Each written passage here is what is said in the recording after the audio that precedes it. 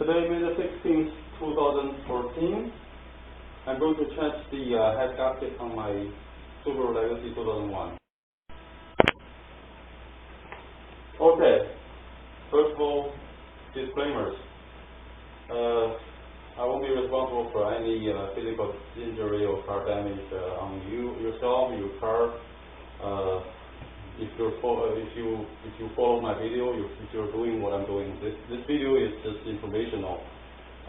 This is not a tutorial video. I'm not an expert. I'm not a professional.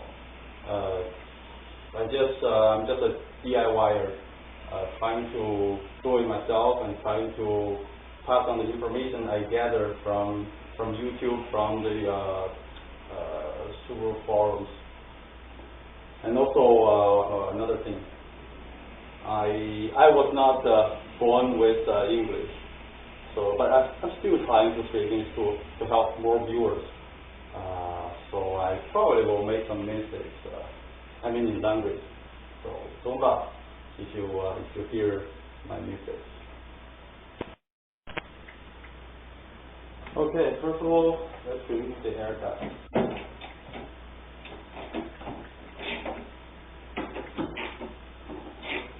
Two screws here, one screw here. They're 10 millimeters, and you want to also remove this air filter box too. Two screws, 10 millimeters, and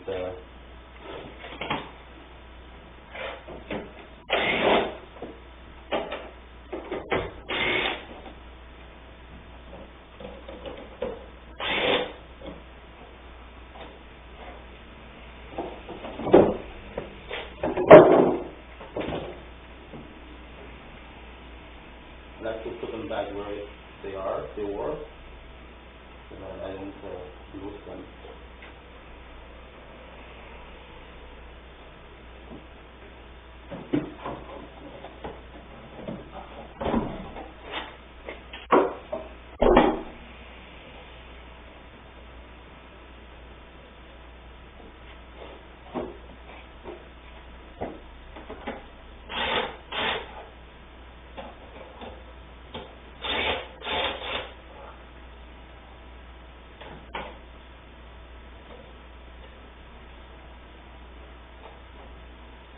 Just to remove the two PCV holes from the two sides, and this one from the crank, and also there's one clamp in the crank.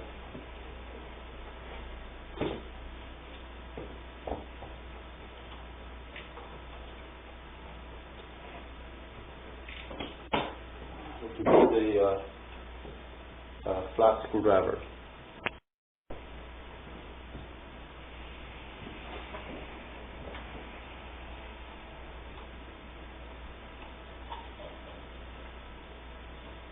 To lose this clamp in the crank.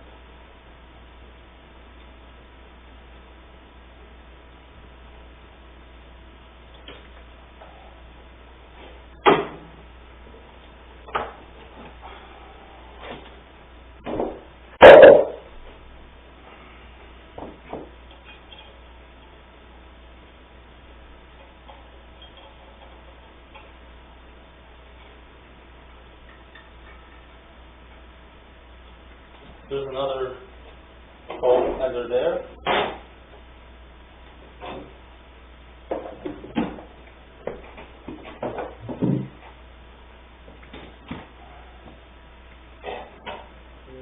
Put it back where it was.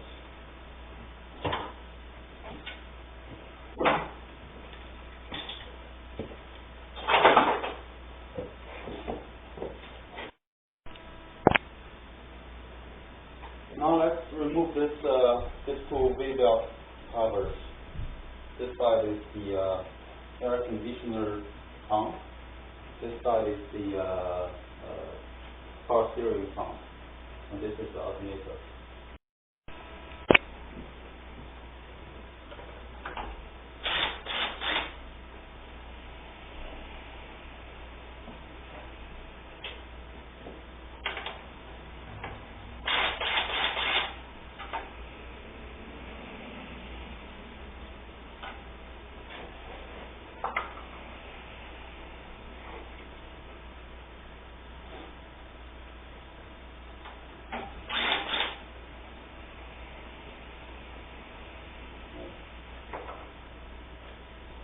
This one, those three screws are 10 millimeters, and this one is 12, if I'm not mistaken.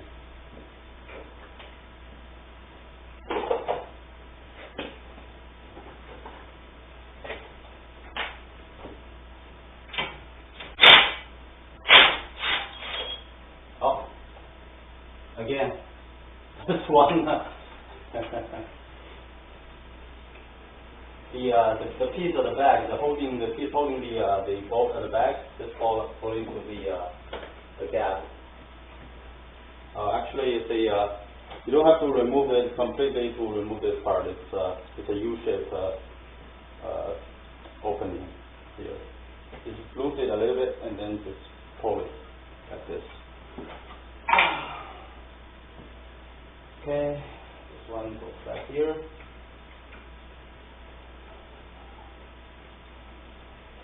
And this screw goes in here.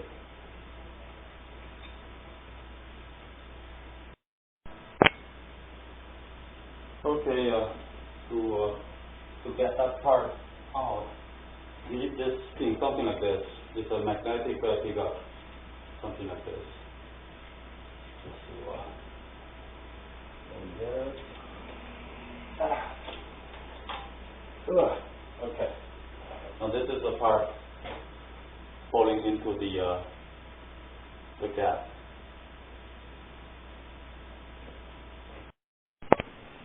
Okay, right now I'm trying to jack up my car. There's a cross member in the front, right behind the engine oil container here.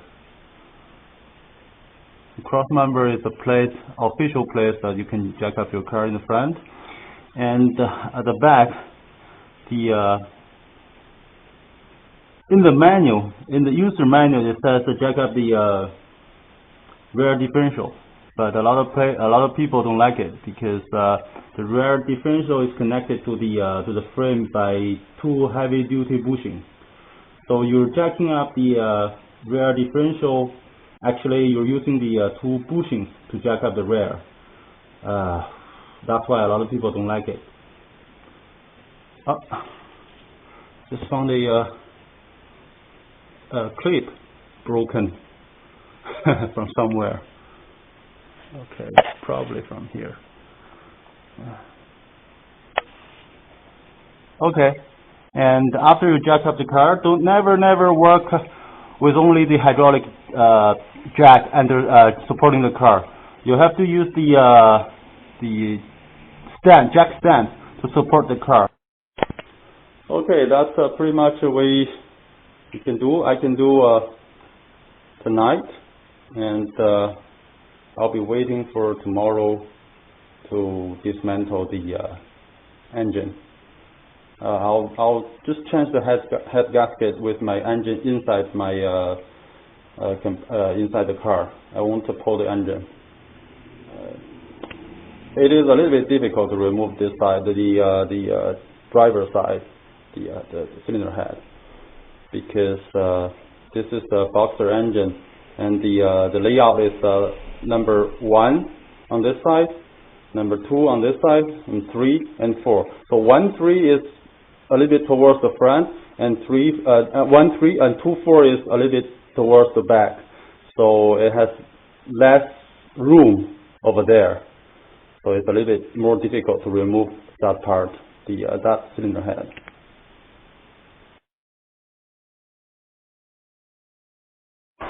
Today, May the 17th, 2014, I'm going to continue to work on my engine, to take apart my engine.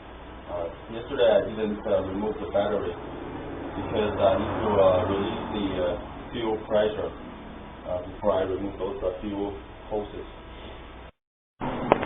To release the fuel pressure, you need a small tool in this fuel box. There are two. There's one clip, I think. Open the box. Actually, the tool is here, right here. The fuse puller. Okay, to get in my car.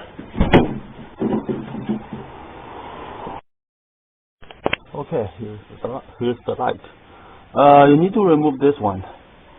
This blue fuse. This fuse is for the fuel pump fuse. You need to remove this one. The top one, 15 amp fuse.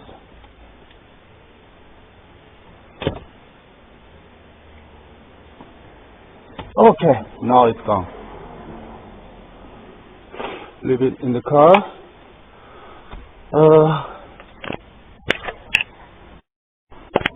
Okay. To release the pressure, you also need to crank the car twice. Start the car twice. Here, open the pop up the fuel gate.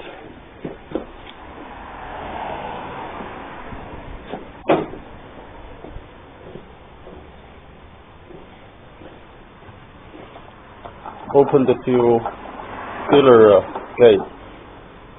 Release the fuel pressure in the fuel tank, and then I don't feel comfortable leave it open all the time, so I'll put it back.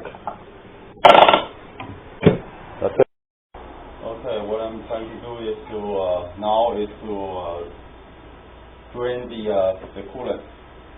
So to drain the coolant, I need to remove the two semi under guards.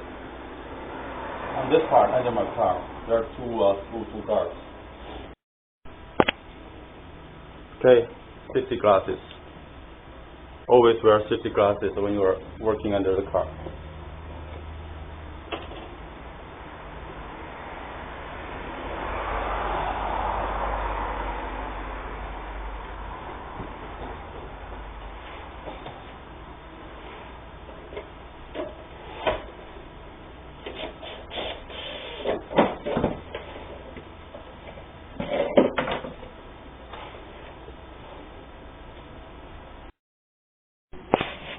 So this is the antifreeze drain plug. It's a plastic screw. Play with it very careful. It's just plastic. Use a Phillips number 1. Try a Phillips number 1 screwdriver. What else I'm going to do in the under the car is that I need to remove the electrical connector here for the sub fan, and this one for the main fan. And also disconnect this hose. That is for the ATF cooling hose. This hose has the ATF inside the hose going into the radiator. And I need to remove this hose. This hose is the ATF returning to the ATF transmission case. And also you need to remove this hose. This hose is the radiator lower hose. Okay, it does take a long time for the coolant to drain. It's still draining. It's about 5 minutes already. It's still draining. While at the same time, I'm going to lubricate the 3 screws to fix the exhaust pipe. Those are the screws I never touched before, so I need to lubricate those screws. Those screws are like this. There's one on this side, this one, here, and 2 on the other side. This one and that one, and 3 on the other side, because Subaru's boxer engine, we have 2 cylinder heads, so we have 2 exhaust pipes. So I need to lubricate those screws. Now that the fuel pressure is released, you need to remove this battery and this windshield washer tank.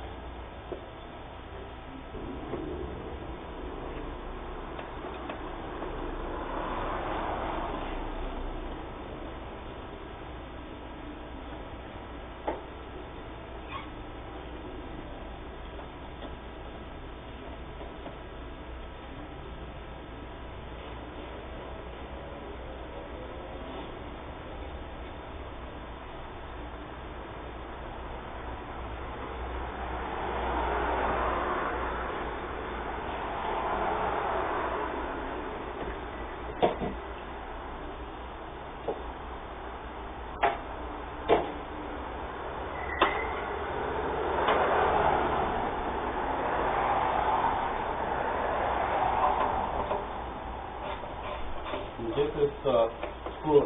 This is a screw. You don't need to remove it completely. Just loose it, and there's a hook under the shaft. So turn it. Just turn it to remove it.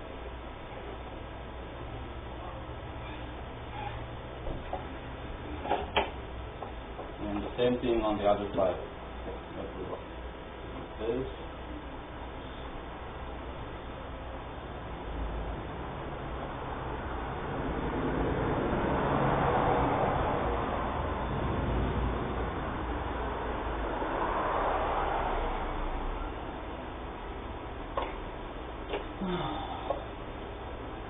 This is a good time to clean your battery if your battery is like mine.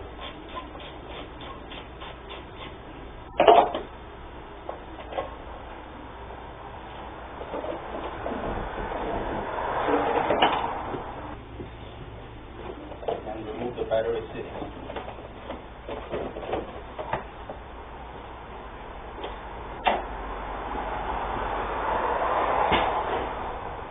And this windshield washer, just 2 screws, this.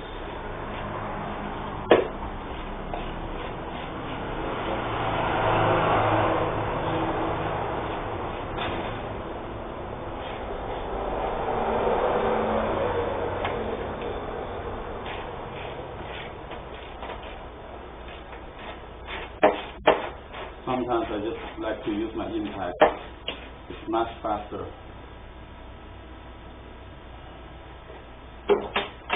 And there's the electrical connector here. Just push it in to release. Okay. Now we remove the tank. My tank is almost full, so what I need to do is just to disconnect this hose where the water goes to the windshield.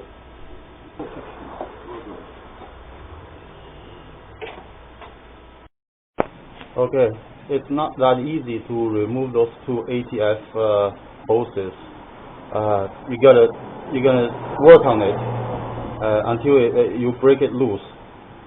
Now that all the hoses are disconnected and 2 connectors are disconnected, I need to disconnect this hose. This is the antifreeze upper hose. I'm gonna have to disconnect it from here to remove the hose. Okay, this one, this screw here.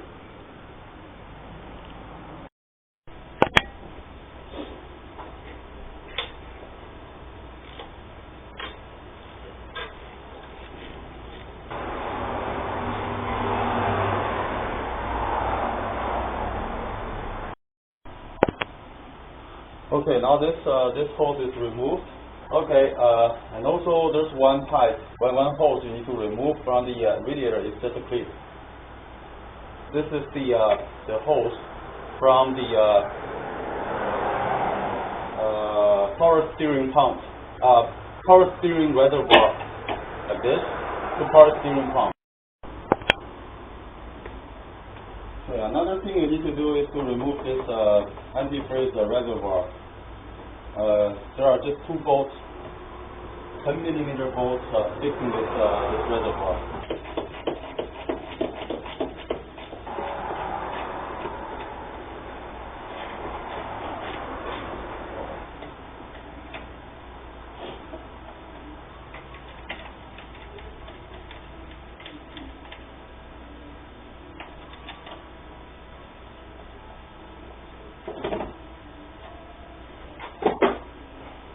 To remove the radiator, there are 2 bolts here. There are 12mm.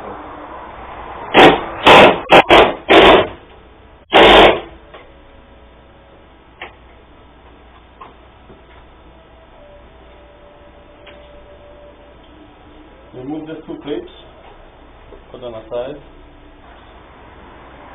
Okay, this hole, there's no bolts under. Just pull it.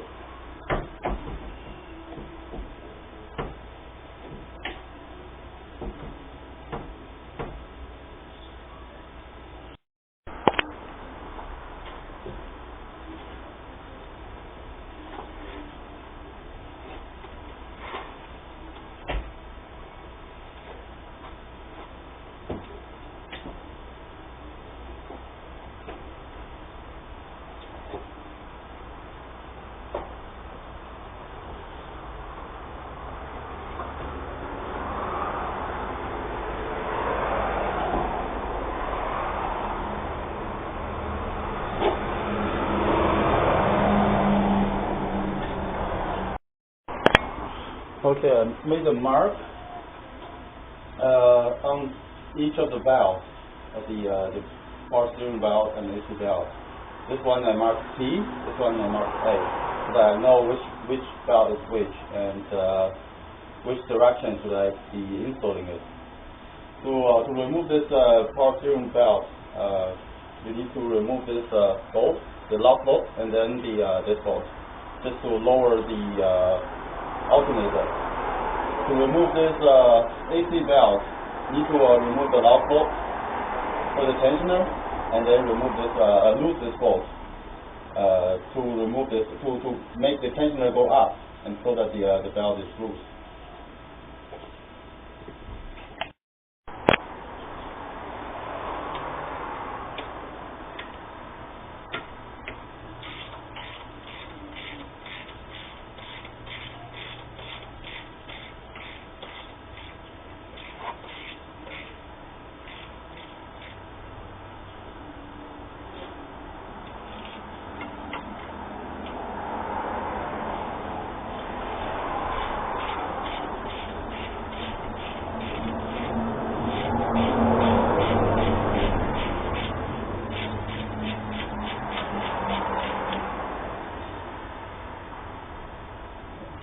The alternator should be going down while you loose this bolt. See, the bolt is really loose, so you can push it up, push it down, and the valve is loose.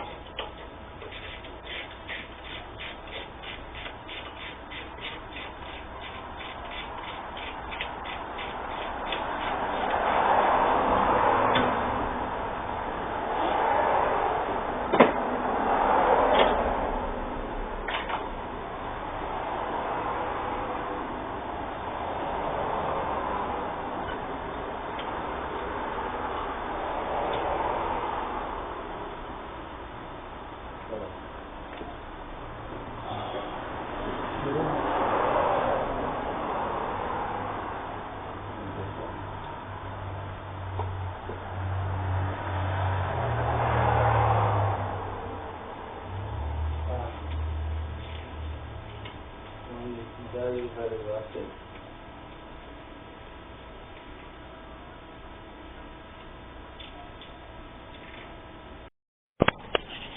Okay, I had a little bit trouble removing this air conditioner tensioner because there are two lock bolts here. These two lock bolts are jammed together to lock the bolt. So I need two 12mm open wrench to break loose these two lock nuts, and so that I can remove loose this bolt. So that the tensioner here, the tensioner will go up to lose the tension of the valve. Okay.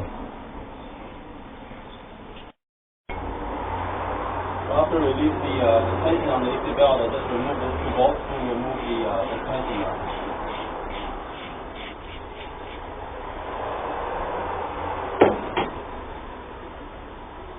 Okay, tensioner is removed.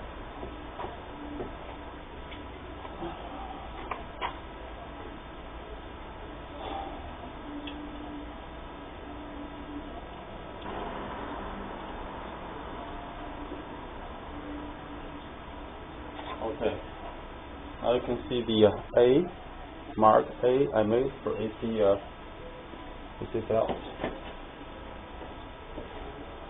Okay, but first of all, I think it's time to inspect the valve first to see if you have missing sections. The cracks are normal as long as you don't have missing sections. Okay, this valve is good. And the other valves, let me see if I have a missing section.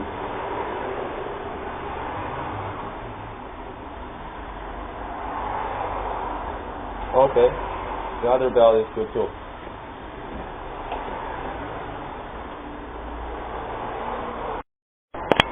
Now what we're going to do is to remove the power steering pump and the reservoir, just to put it aside.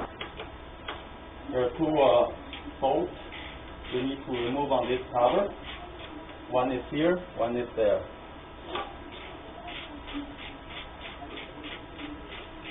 two bolts are holding the power steering pipe through its head.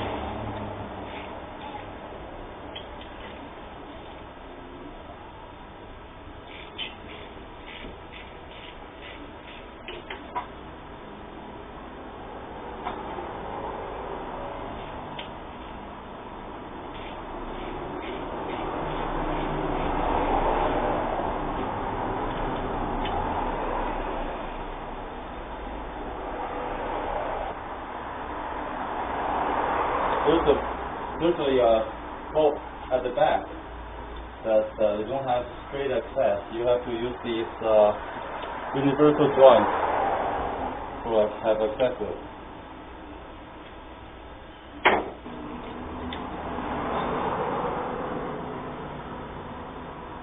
There's a connector too. You need to remove this connector too.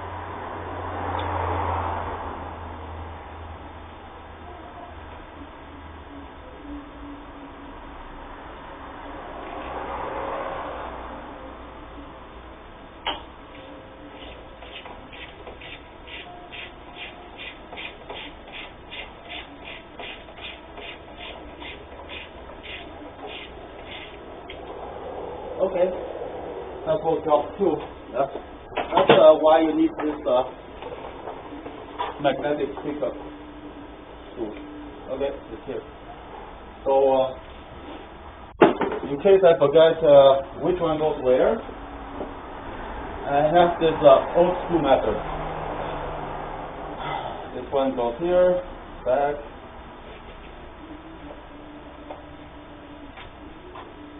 This one here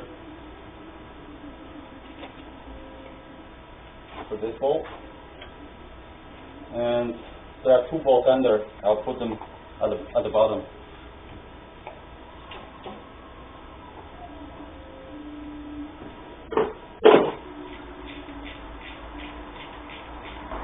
One.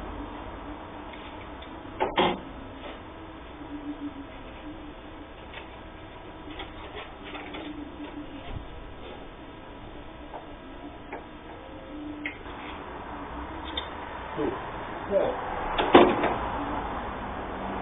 Sometimes the bolts look the same, but there are slight differences. So I like to do it like this, so that it goes back to where it was.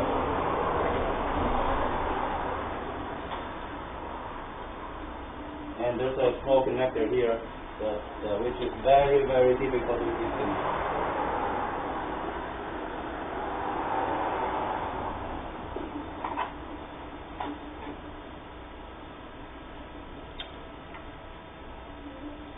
I've removed this steering pump before, so I know very difficult. You need a screwdriver to help you.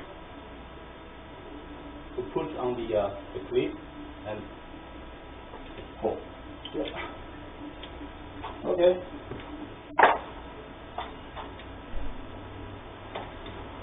Now the hose is free. Side to side. Okay. Now I'll put back these two screws.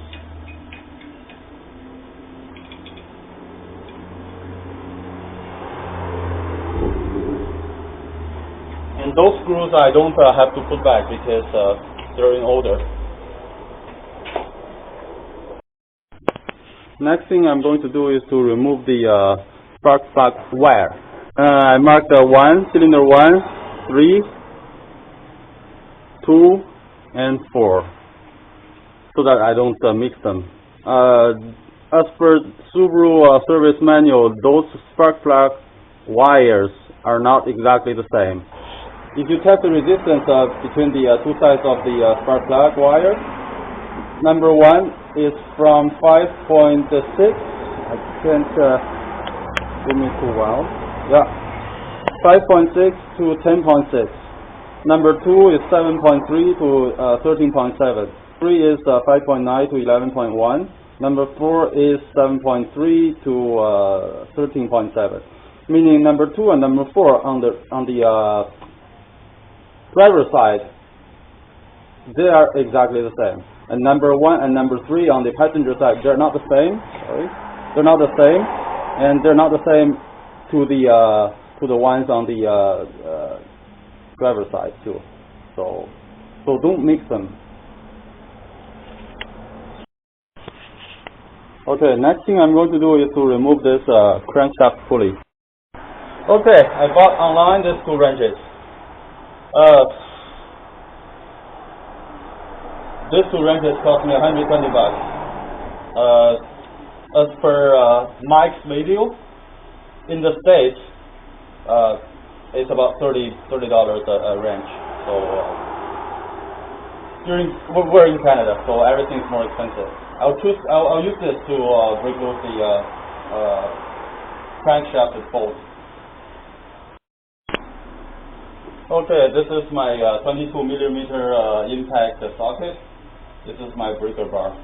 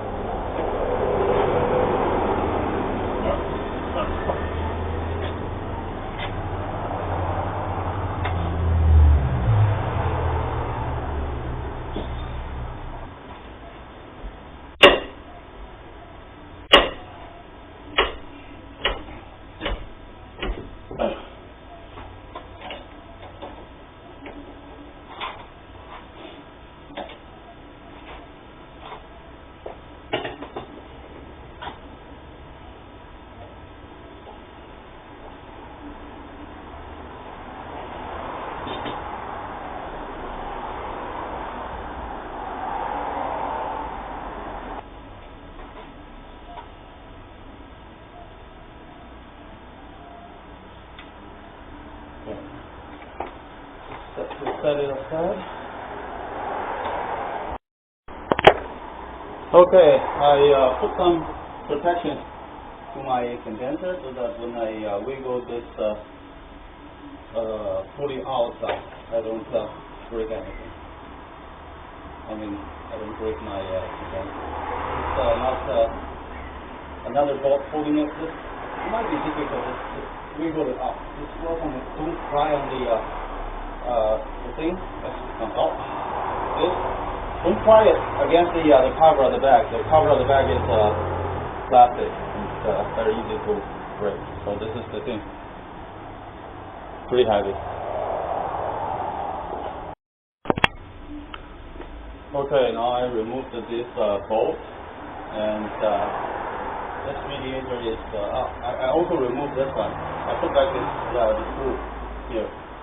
And I have this connector to remove, but this bolt is in the way. So trying to figure out a way to remove this connector. I probably have to remove this bracket just to make way for this green connector.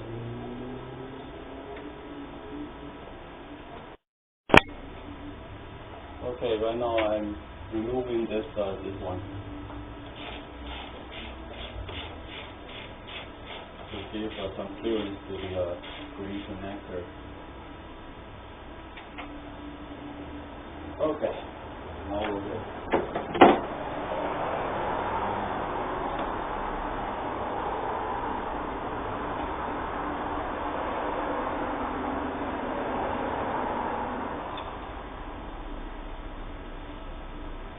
Okay, now we're talking.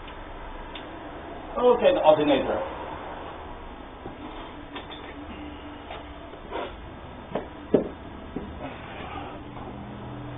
Next thing we're going to remove is this AC pump.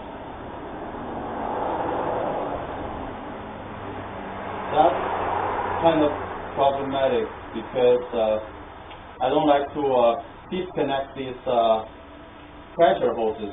I like to keep my freon in my system. So I'm trying to figure out how to remove this without disconnecting the AC pipes and hoses. Okay, this AC pump is not easy to remove. The bolts fix the pump brackets are 14 millimeter. 14 millimeter, you need half inch drive to remove those bolts. One bolt is here. This bolt has this intake manifold on top. So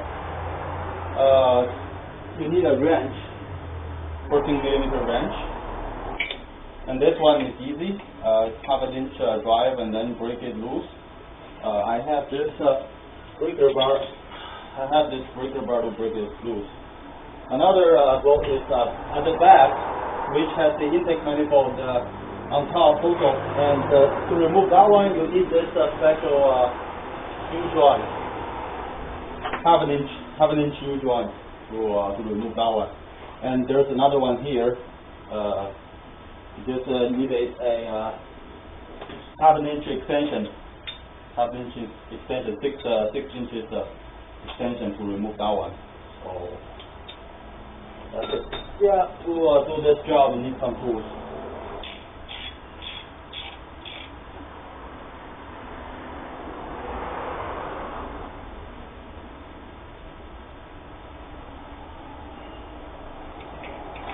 Okay, I have already removed this bolt, and this bolt goes there on the side. These 4 bolts are for the power steering pump, and okay, this one, and the other one on the side is for this AC pump.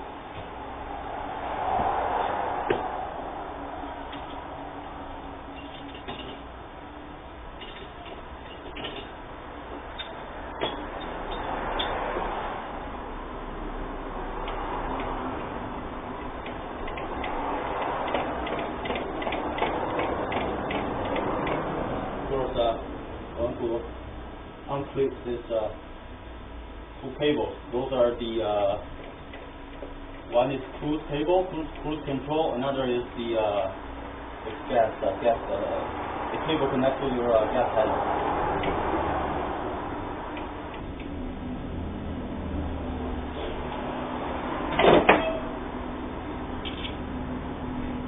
Okay, the pump is free now. Okay, next thing we're going to do is to remove those acceleration cables. I've already removed the one. It's not that difficult. What you're going to do is you just turn the thing like this, and then the cable will become loose. Cable will become loose.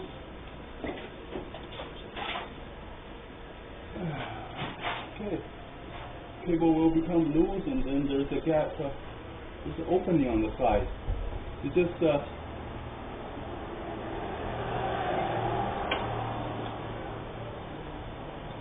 the okay, it's already off. Okay, just remove the cable from the opening, and then pull the small tab from the side. It's off. Okay, I wasn't able to remove this cable from this bracket for some reason. I loosed the bolt, I loosed the nut, but the cable just don't come out. So I don't know what's going on. But I can just remove the bracket from the intake manifold. That's what I'm going to do now.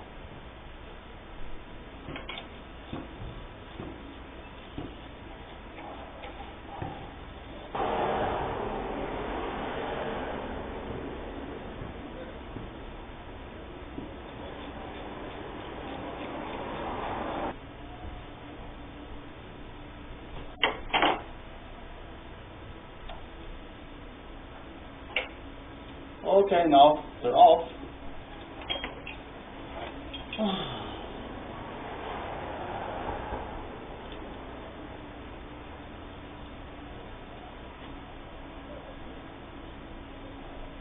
Yeah, there might be some. It might take some more time that you put everything back where it was, but it'll take you more time to look for those bolts and worry that where this bolt goes if you forget.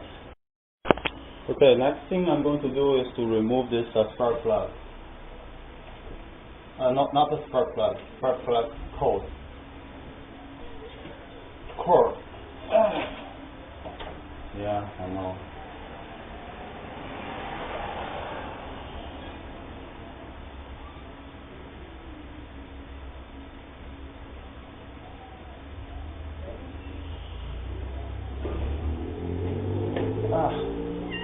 Okay, this spark plug is pretty clean because I cleaned it like 2 months ago. 2 months ago, when I was trying to change my spark plug, I found that the spark plug seal, these two seals are leaking. So my spark plug connector here, this connector is full of oil. So I cleaned it. I changed the spark plug valve seals, and I also changed all the bolt grommets, the five on the rock cover, and I also changed the rock cover seal, gasket, whatever it is. That's why now I'm not going to change it. But if you didn't change it recently, you should change it. Next thing I'm going to do is to remove the PCV hose from the intake manifold.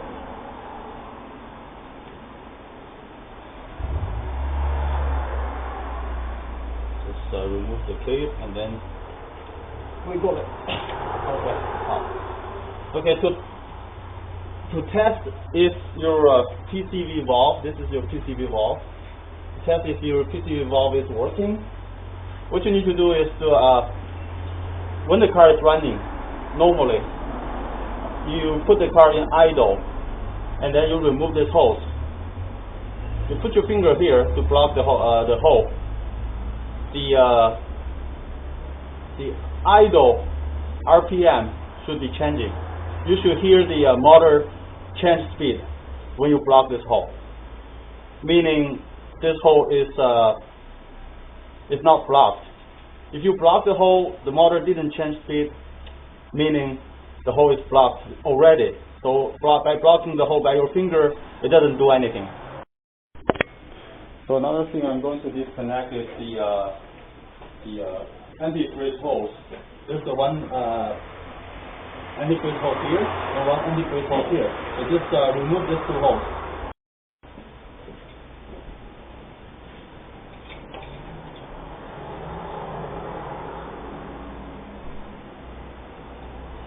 Or you can use long nose. It's up to you. It still works the same. I removed the throttle door completely. I was planning to remove only these two holes, anti-freeze holes, but I have problem removing this side because now you see it's rusted already. So I removed this throttle body. I was planning to remove the throttle body anyways because I want to clean it. It's been a while since I cleaned it last time. So I removed the 4 bolts, 1, 2, 3, 4, to remove this throttle body. And the 4 bolts, what I'm doing is like this. This is up, 1, 2, 3, 4, throttle. Put in this side. So yeah, so that I will mix those bolts.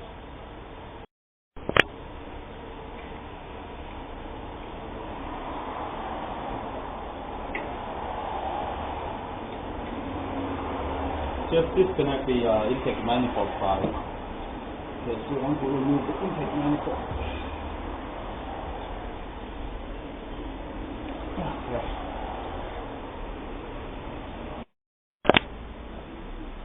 Okay, the manual tells me to remove this bracket. That's what I'm going to do. I have already loosened the bracket. So just to remove one bolt. Just remove this bracket.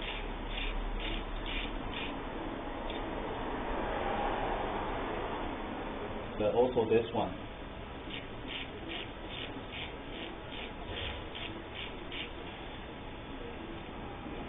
Now it's loose.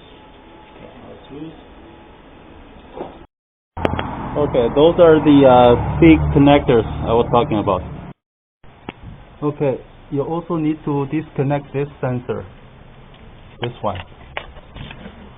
Too bright. Yeah, this sensor. I'm shining the flash on. This one is the engine coolant temperature sensor. You need to disconnect this sensor too. Okay, there are still 4 sensors you need to disconnect.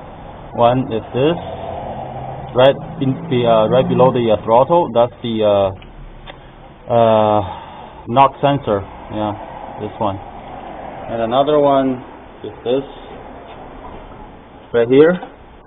That's the crankshaft position sensor. You need to disconnect. And this one I disconnected already. This one is the crankshaft position sensor. You need to disconnect. And this is the oil pressure sensor. You need to disconnect. Okay, next thing I did was to remove this 3 fuel lines. I didn't make a mark because you can't mix them. They have different lengths. This one and this one, they're the fuel in and fuel out, I think. And this is the evaporation line. So they have different lengths for this 3 pipes. You won't mix them. Okay, I removed the 3 cables, hoses, and I removed the spark plug wires from channel from cylinder 2 and cylinder 4, and sort out the cables. Move the cable out of the way.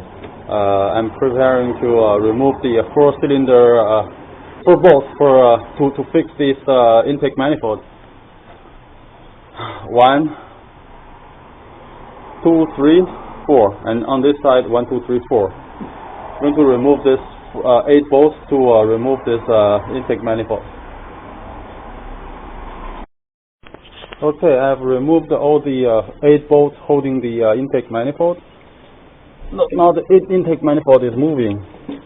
I don't know if it is free or not because I haven't checked down under the intake manifold yet. But I do find another bolt I need to remove this ground wire from this bolt.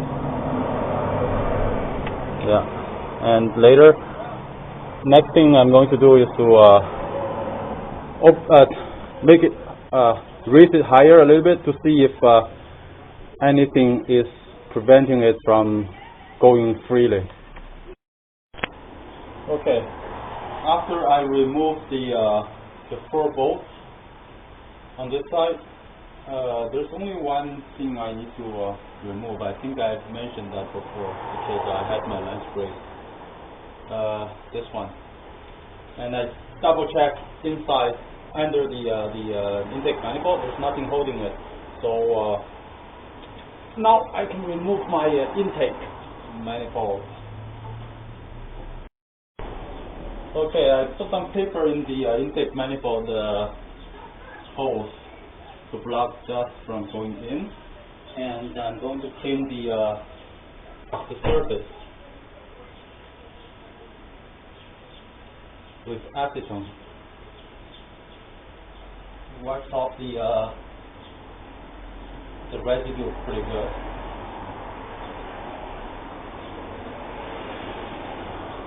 Yeah, pretty clean now. Dirt is gone. There is a solvent. Acetone is very good solvent.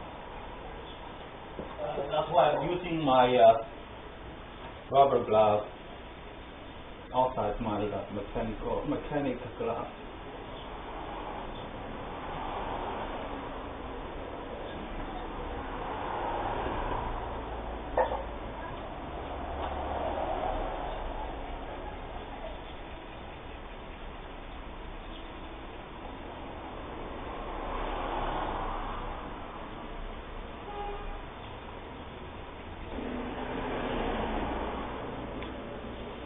Okay, first step, I use acetone to clean the surface, and then I'm going to use a blade just to scrap it, scrape the surface again, because I still see some black parts. We'll see if the blade can remove that, the black part. Okay.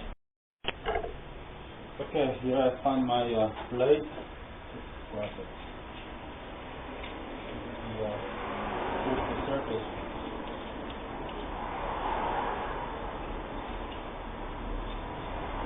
It doesn't remove the black part.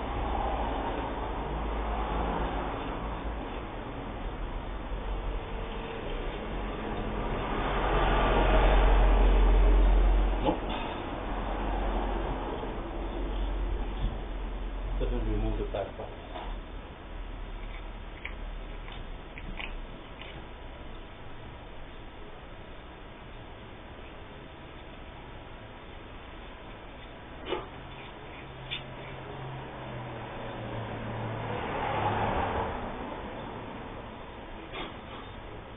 Maybe I didn't screw it hard enough. The gasket down little by little, actually. You want a flat surface when you put the gasket on. So you need to remove everything. You need to remove all the residue.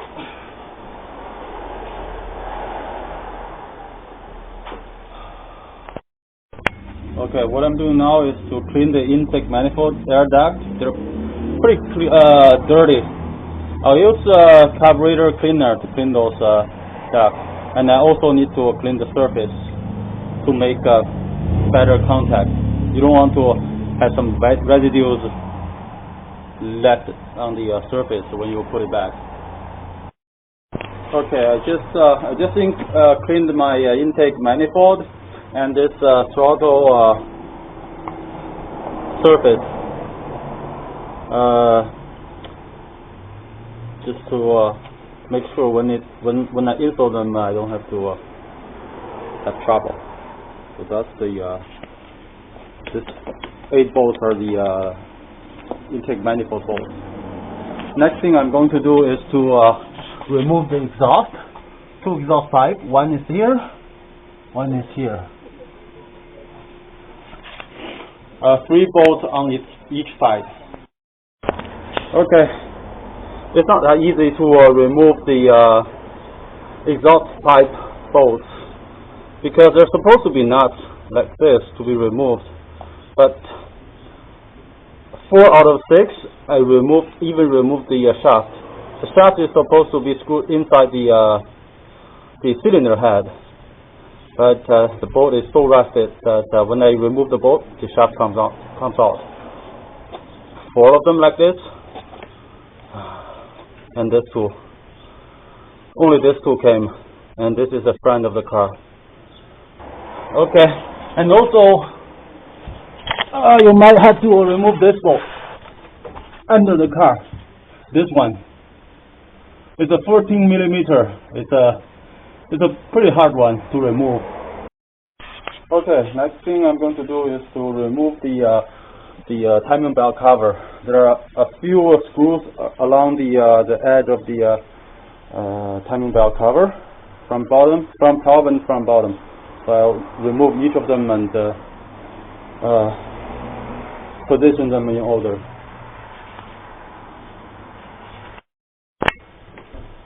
Okay, those are 10 millimeter bolts. One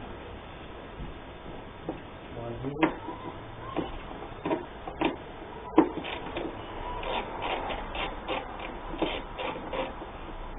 2,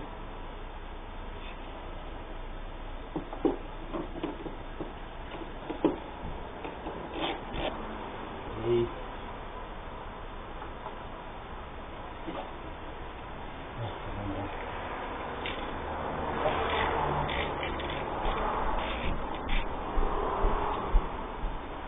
Those are long bolts. longer than those in the driver side timing belt cover.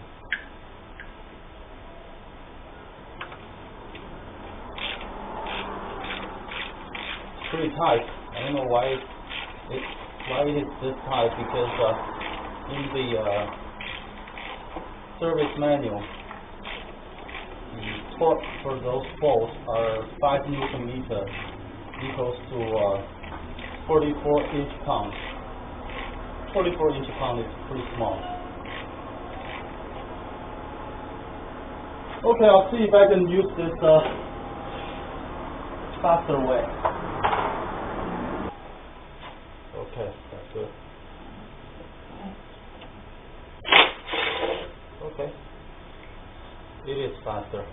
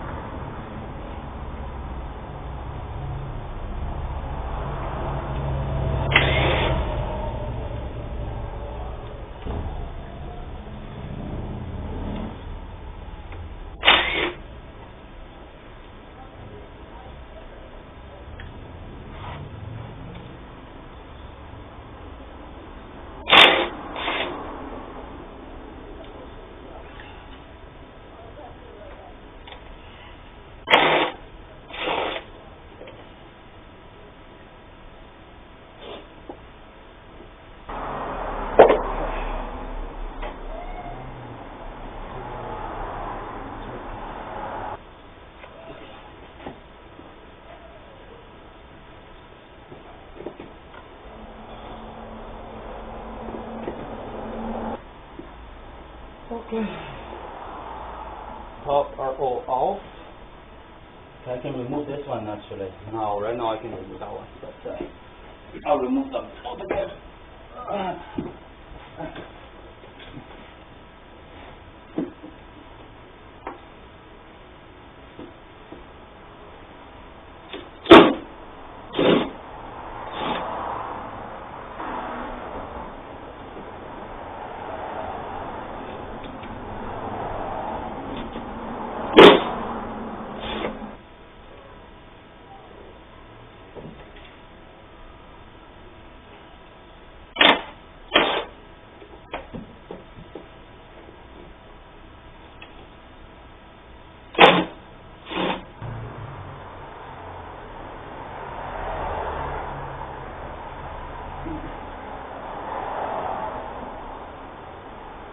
I'm going to show you something. This is what I'm talking about. With the 4 screws I removed at the bottom. Look at this one. This is a short one. If you just remove everything and mix them together, you won't be able to put it back, because this one is different from other ones.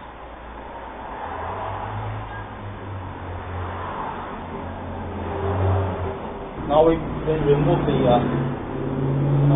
cover. This one I've removed it before to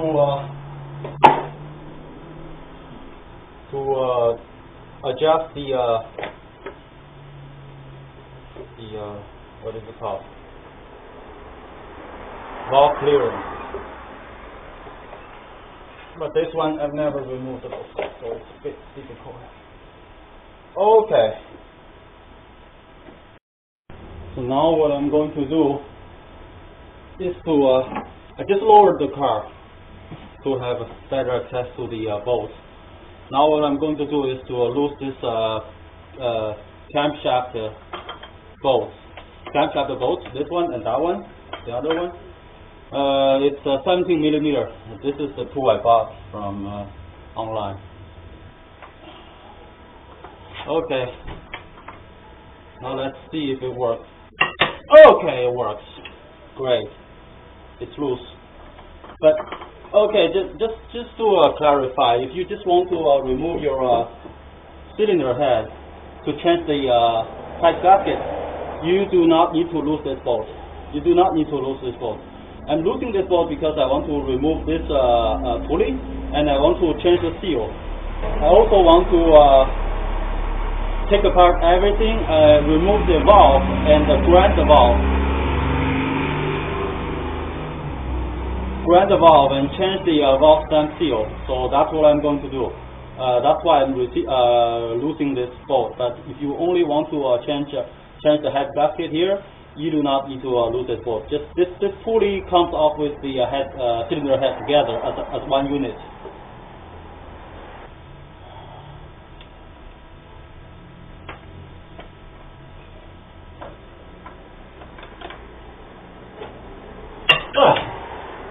Okay. Now the tool really works. The tool is a great tool. That saved me a lot of problems, although it's like $50. Okay, I was trying to align the timing mark, but I might found a problem on my car. The problem is that the center, look at the mark, the square mark, and this mark, there's a mark here aligned with this mark. It's too close. You might not be able to see, but there are marks. I don't know. It's not focusing. Okay, this crankshaft is aligned. The passenger side is aligned. There is a mark here on the pulley.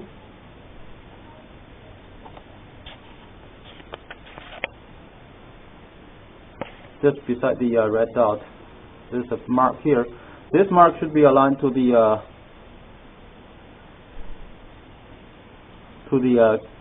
gap between this camshaft cap and the cylinder head. Between these two parts, there's a gap. This mark should be aligned to this gap, and it is aligned. But on the driver's side, it is not aligned. It should be aligned to this notch, this mark. The mark is here. It is not aligned. I'm going to make a mark here, aligned to this mark, and one here, and one here, to record the position. And according to the Subaru service manual, this mark, between this mark to this mark, it should be 44 teeth. Between this mark to this mark, it should be 40.5 teeth. So if it is not 40.5 teeth between this two marks, then I have a problem here. I have to remove the belt, turn it, align it, and then put the timing belt back. Make sure that there's 40.5 teeth between here and here. Okay. Now I'm removing the two lower timing belt idler. They're 14 millimeters bolts. I have already loosened them with my breaker bar. Okay. So one bolt here. One. This is the idler. Smooth idler. Supposed to be run according to Mike. This idler is supposed to be run smooth like silk. It doesn't run that smooth now. Yeah.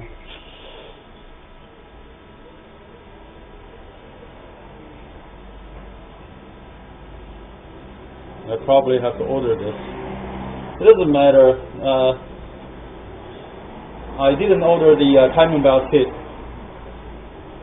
because I want to find out which one I need to order, and then I order them. I'll do it myself. So if you ask dealer to do it, you better ask them to change the timing kit at the same time, because the labor will cost you a lot. But I do it myself, so I might have to change this.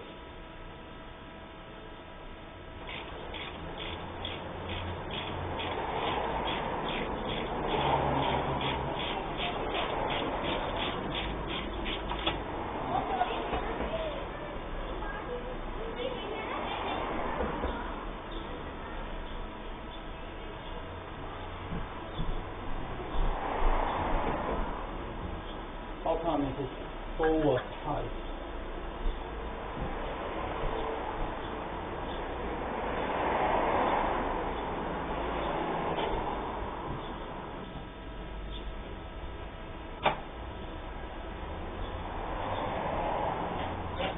It's okay.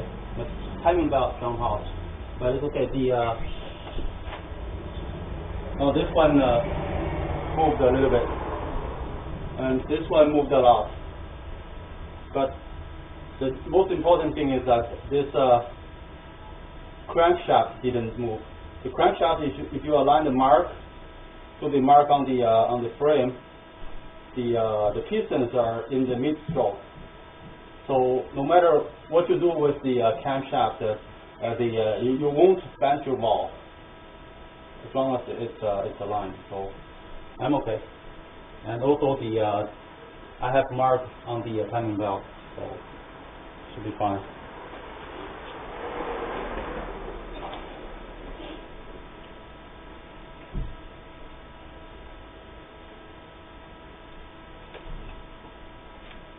Okay, let's count. From here to here should be 44. From here to here should be 40.5. Let's see if it is a lot while. 1, 2, 3, 4, 5, 6, 7, 8, 9, 40. 41, 2, 3, 4, 5, 6, 7, 8, 48. Whew, how come it's 48? Should be 44. But this one should be 40.5.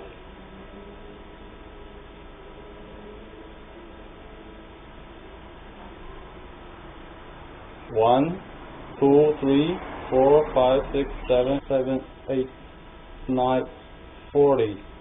41, 2, 3, 43.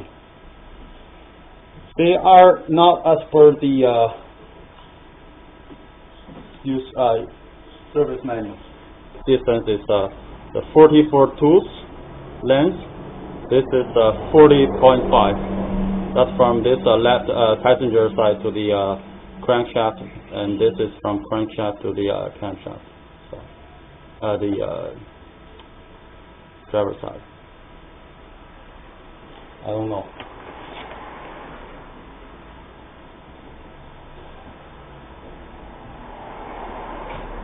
Okay. Probably order another timing belt kit to change everything. Okay, next thing, I'm going to remove this tensioner.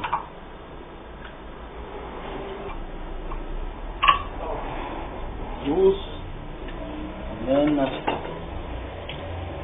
the ratchet. Okay, I don't need the ratchet. Be careful, there's a washer at the back of this tensioner. Don't drop it.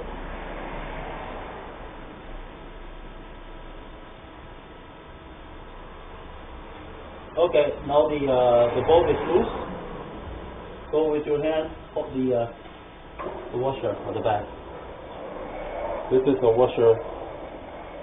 This is the washer I'm talking about. If you just pull the bolt, the washer will fall.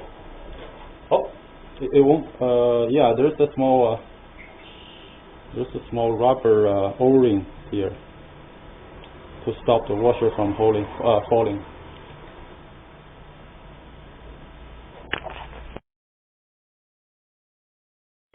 Okay, now I'm going to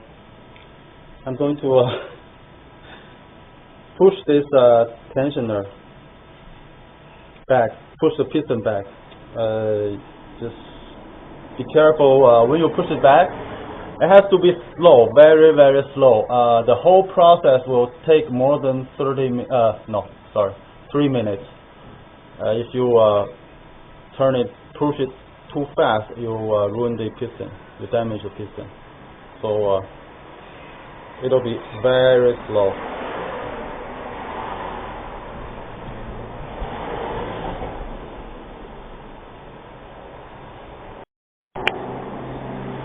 It took me more than 3 minutes to push in the piston, and use a 2mm Allen key to lock the piston here. The piston is pretty strong. It's pushing the Allen key. It's bending the Allen key already, but right now the Allen key is still holding there. It's okay. Okay, now I need to remove this two crankshaft pulley.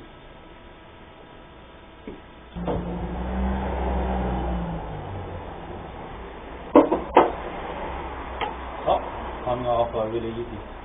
So this one, those marks are for the camshaft position sensor, for this sensor here. That side doesn't have this mark, so you won't mix them, you won't be able to confuse.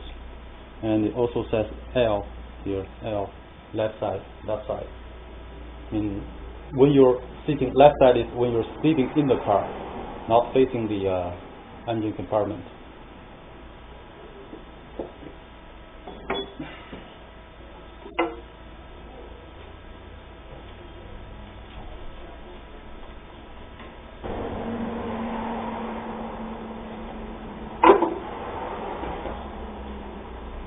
I don't have to struggle with this pulley. Okay, this pulley doesn't have the teeth for the sensor because that side doesn't have the sensor, and it has a R to the right side.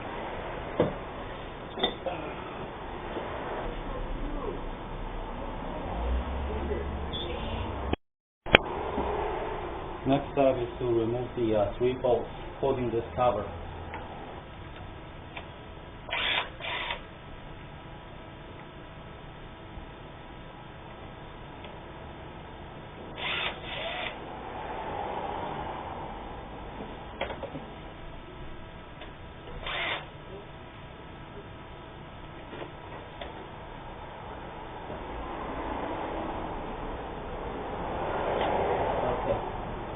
Cover comes off.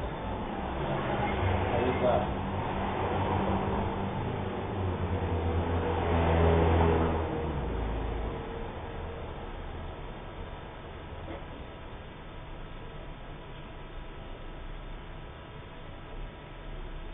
Looks like a some kind of rubber gasket. It's already broken. The gasket was at the back. You can see the mark here, but I guess I will survive without this gasket.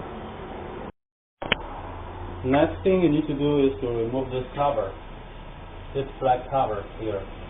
There are 2 screws holding the cover, and remove the spark plugs 1, 2, 3, 4, and remove the rod covers on both sides.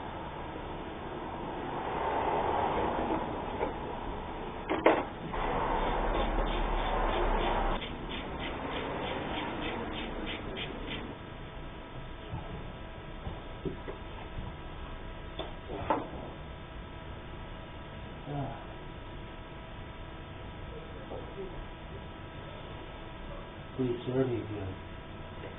I think it's gasket on the top, and at the bottom there are 2 gaskets. They're all broken. The spark plug. Mine is a 5/8.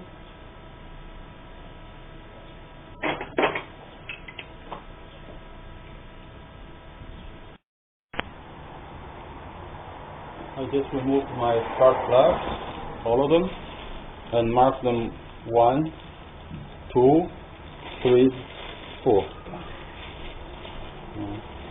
We're going to go back where they were. Now I'm going to remove the rock cover. Should be pretty easy to remove. That's 1. I don't know about this rock cover, but the cylinder head, there are 6 bolts, 14mm 12-point bolts. In the service manual, to remove the bolt is the reverse order of tightening the bolt.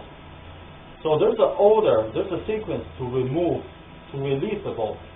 I don't know about the rock cover, but I'm not going to take a chance. So the tightening sequence is the center, top left, bottom right, top left. So I'm going to lose this top right first, and then bottom left, and then bottom right, and then top left, and then the center. I'm not going to take a chance.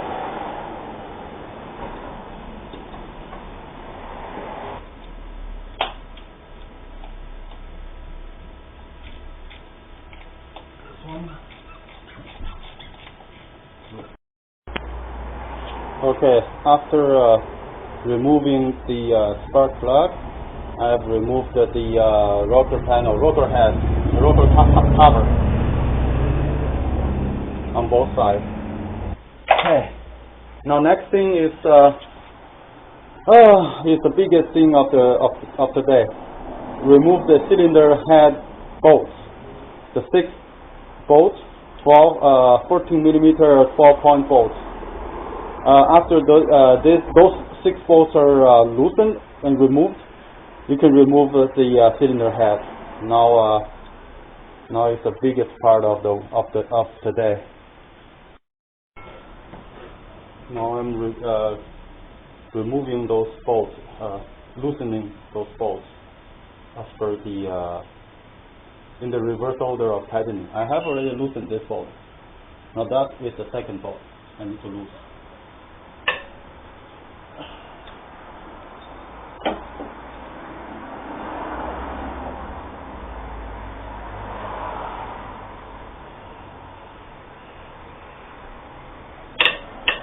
You will hear something like this, but it's okay. It's normal. Don't freak out.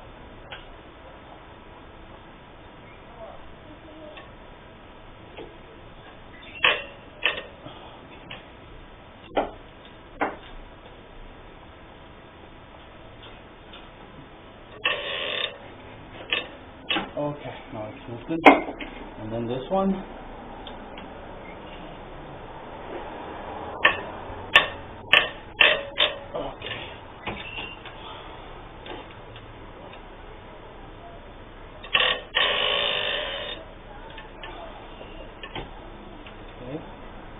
Okay, this is an old car, so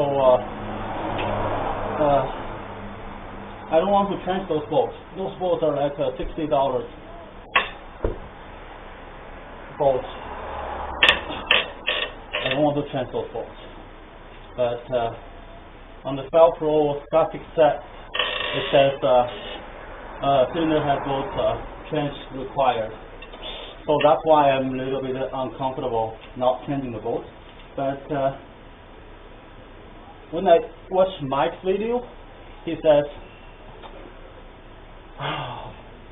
most aftermarket bolts is not as good as the new bolts. They're not as good as OEM Subaru used bolts. That's relieving. So I will use my old bolts, reuse them instead of getting aftermarket bolts. This bolt is not coming off.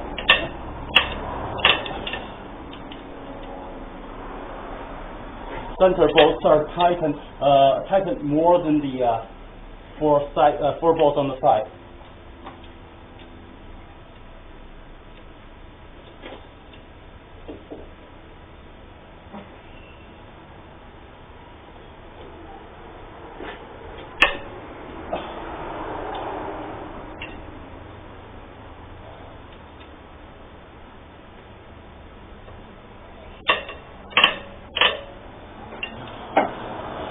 Okay, it does make some very, very loud noise, but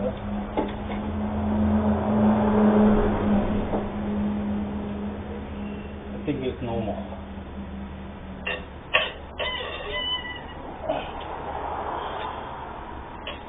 Okay, now I can use my ratchet.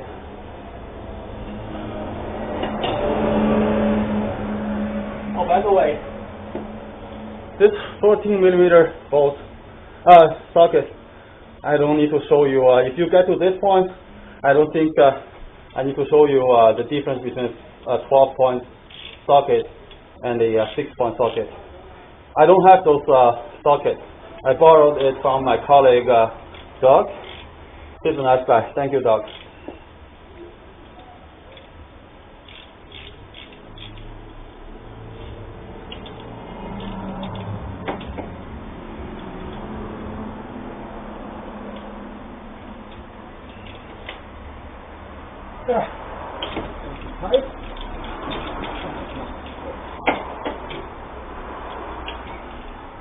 Yeah, roll loose. Except for that one still a little bit tight. But no other technique. Okay. I can even turn them by finger now.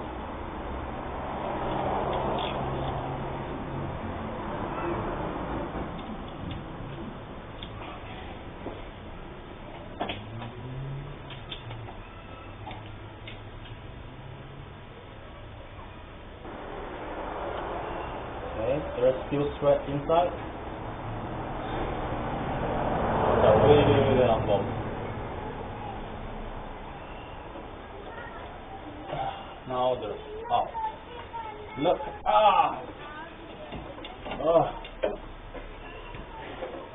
that is the bolt. Okay, I'm going to put it back because need to put it back a few threads. Okay, to hold the cylinder head. Remove them and then thread back a few threads.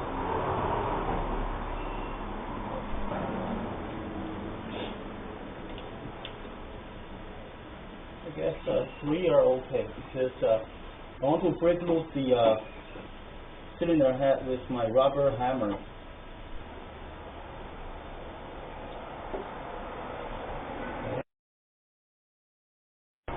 Okay, this side is off, the passenger side is off. This is the head gasket I removed from the passenger side. I cannot tell where it is leaking, but it is leaking. It is. I see on the oil filter, under the oil filter, there's coolant leaking on this side, so it is leaking. But I cannot tell from looking at this head gasket. Well, anyways. No, it is like this now. After that's my cylinder block, and this one is my head gasket. Have a look. Beautiful head gasket. Cylinder head. Sorry, cylinder head. Sometimes I don't know what I'm talking about. And the surface, I'm trying to test the surface, the flatness with the straight edge. I bought this one on eBay, and I tested the flatness, the straight edge, at the place in the workshop of the place I work. This surface is very straight. This surface is very straight. And the limit of the flatness of the cylinder head is 0.05 millimeter, equals to 2/1000 inch. Right now I'm using the gauge 0.03 millimeter, which is a little bit more than half of the limit to test the flatness of the surface. And my cylinder head is not worked. Very flat. This is, remember, this is not 0.05. This is not the limit. This is half of the limit. And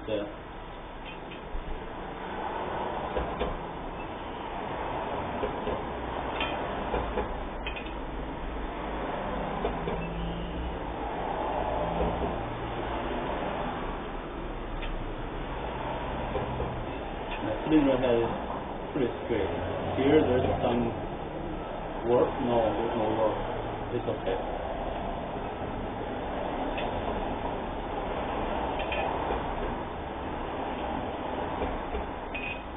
Okay, I have already spot checked around the piston, everywhere around the piston.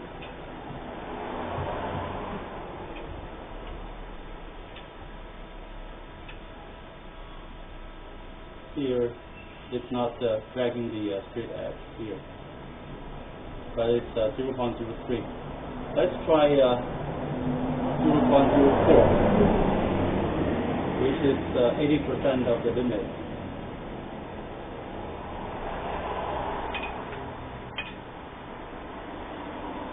Oh, it's dragging the straight edge. So it's okay. I've already tested everywhere because I know my cylinder head was not overheating. I was losing the antifreeze little by little, but I never see my temperature, antifreeze temperature going high. It always stays at the middle. So I never overheated the cylinder head. It's not working. Okay.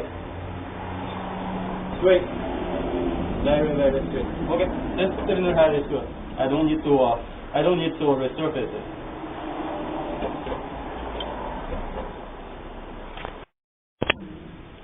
Okay. Next thing I'm going to do is to clean the exhaust surface, type surface.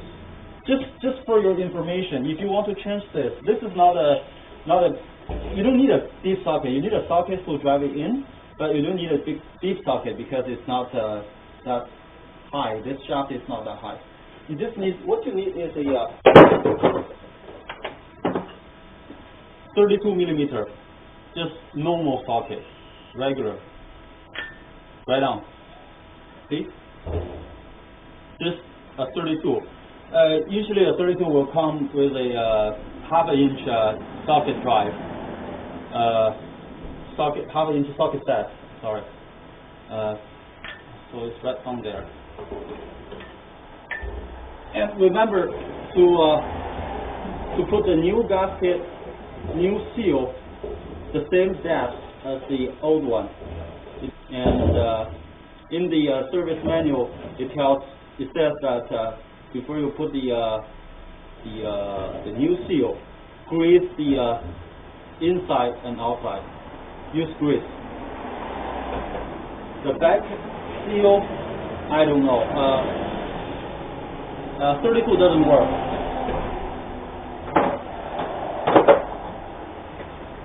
Nope. The 1 1/4 doesn't work. Okay. The back side you need a 1 3/8, 1 inch and 3/8. Let's try this one. 36. 36 is too big. 36 is sitting on the frame. So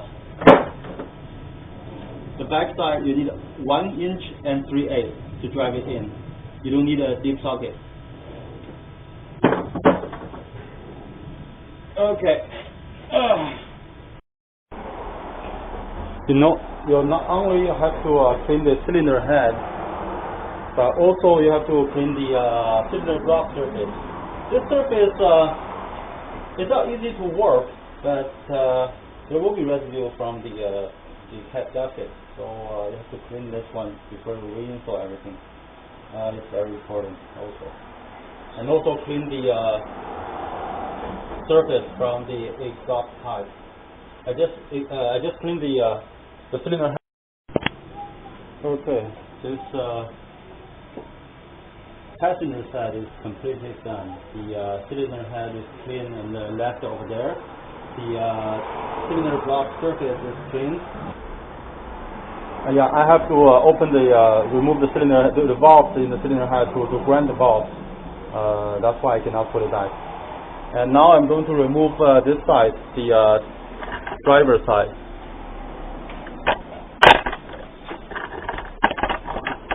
Okay, the driver side, look at the cables on top of the driver side. I need to clear all the cables. I need to make make it as clean as possible when I remove this side, because this side is more difficult than the passenger side. I need to remove everything. I'm trying to remove all the cables on top of this cylinder head, the driver side cylinder head. Remove this, put it aside, yeah, so that it's not on the way. I might tie wrap it to the side, and remove this. Oh, this one is I removed this cable from the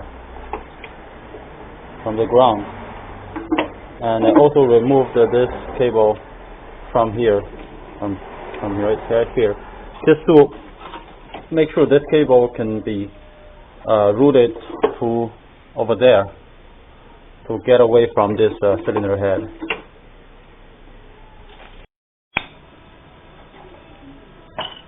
Okay, this is the historical moment. This is the most difficult part of the whole thing, to remove this cylinder head. That's the most difficult part of the whole thing. Okay, I got to this part already. That's good. Okay, I cleared the path here, cleared the hole. Hopefully the cylinder head can go up from this hole. I moved the AC pump away that side, and I moved away all the cables to clear the place for the cylinder head to go.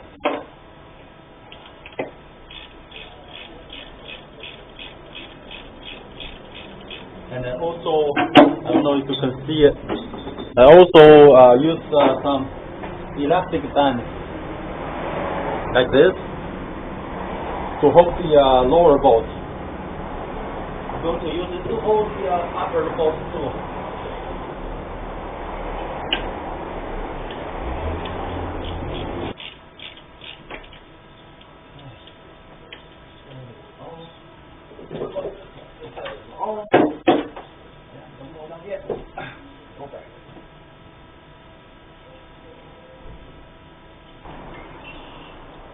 Okay, this bolt cannot go out. Yes, this bolt can go out. Okay, I'll just put it aside because I cannot remove my hand from the cylinder head. Okay, now this bolt cannot go. So now it's less than that.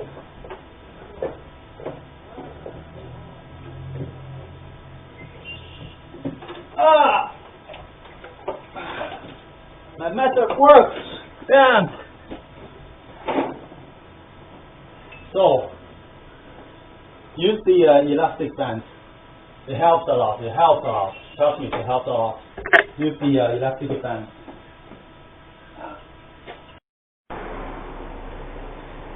Okay, I removed this cylinder head, the driver side cylinder head. I tested it with my straight edge. Tested with my straight edge with 0.05 millimeter, which is the limit. It passed everywhere. I did spot check around the piston hole. It passed everywhere.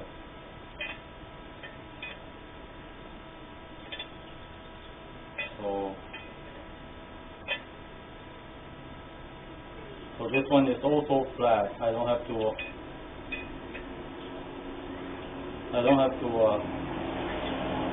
resurface this one. I've already tested. Okay. On this side, the passenger side, the crankshaft is protruding a little bit more outside. So what I said before was for the passenger side. This driver side, this one is longer, so you cannot use a quarter, 1 inch and 1 inch 3/8. 1 inch 3/8 doesn't work. It touches the surface of this And I also cleaned this surface, the intake surface again, and the exhaust surface. I guess I don't need to make it perfect. The exhaust doesn't really matter. Okay. Next thing I'm going to do is to remove those the two rocker arms. To remove this rocker arm, so that I can have access to the spring. The spring I need to remove to get to the to have access to the valve. I just cleaned the cylinder block surface and also the exhaust pipe surface. Okay, so it seems that I don't have to resurface this cylinder head, but still, I'd like to show you my gadget. I did some gadget preparing for a warp cylinder head. Okay, this is the gadget I did. It's very easy. This is my work table, and this is a piece of very thick glass. It's about 8 millimeter and 5/16 inches, and it's very, very flat. I didn't thought about this piece of glass before, but when I went through forums, a guy whose cyber name is General Disorder proposed the method. He used a piece of glass and to make the flat surface, and put a piece of glass sandpaper on it, and with some contact cement which I bought, contact cement, and there's the sandpaper to fix to glue the sandpaper on the glass. And as per General Disorder, the way the glass is made can make sure that the glass is very, very flat. And I used my straight edge, tested this surface. This piece is very flat. The reason why I put a tape is because there is a little bit work concave here. That's why I only used this part. But this part is very, very flat.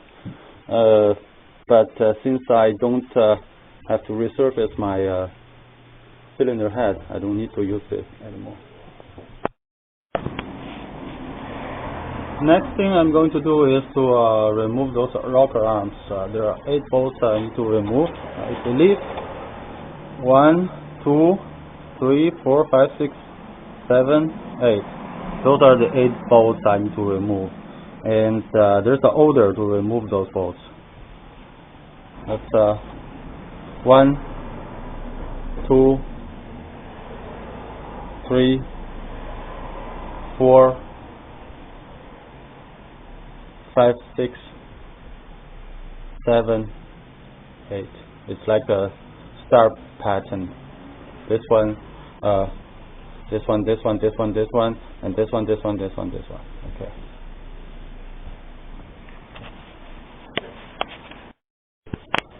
Okay. I have removed the rocker arms for both cylinder heads. This is the driver side lower, driver side upper, when the camshaft is on this side.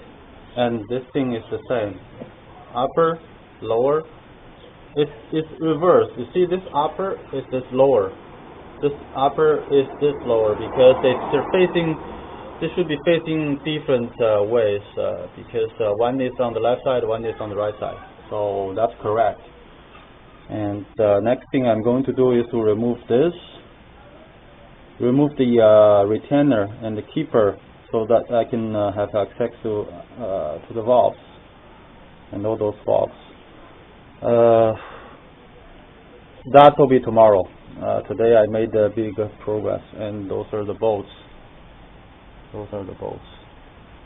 And also, I do realize that I don't have to remove the camshaft because camshaft sprocket, because I'm not going to change the seals. But if I don't remove the camshaft sprocket, I wouldn't be able to see the seal. So, anyways, if your camshaft seal is leaking, you do not have to pry it out, because prying it out there will be a danger to gouge the surface. There's a special tool also, if you don't mind buying it, but there's a very easy way to do it. Just drill on this side, and the other side 2 small pilot holes put in 2 wood screws. Just pull on both sides at the same time, and this one will come out.